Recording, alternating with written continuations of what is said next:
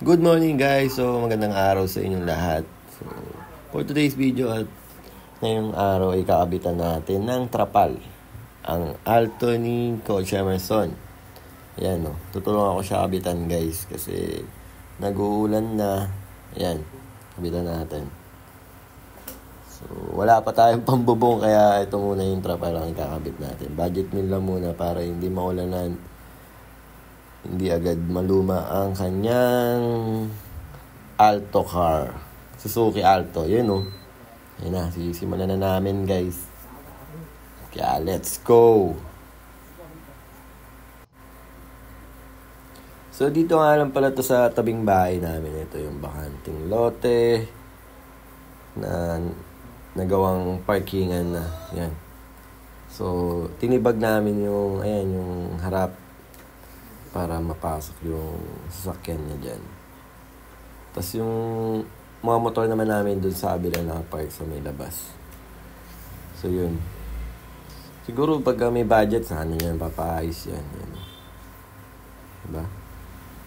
Tatali lang natin yan dyan guys para pang samantagal lang ang tawag dyan.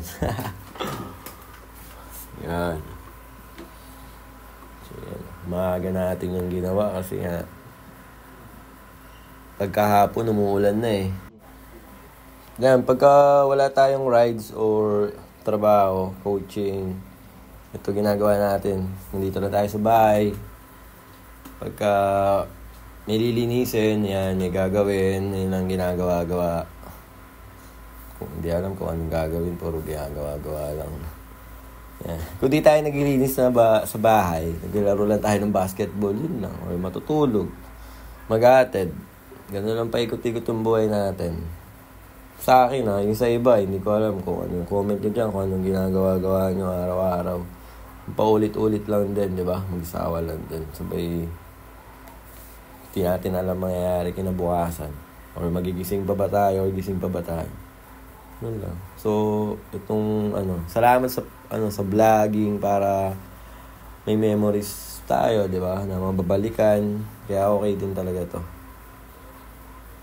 Kaya subscribe na para updated kayo sa mga bago nating videos. The Vlogger. Red Fornis nga pala guys. Shoutout sa mga tropa natin dyan.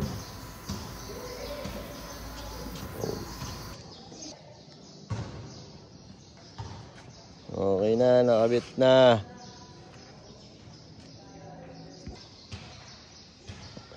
So yun guys, may bubong na yung Alto ni Coach Emerson.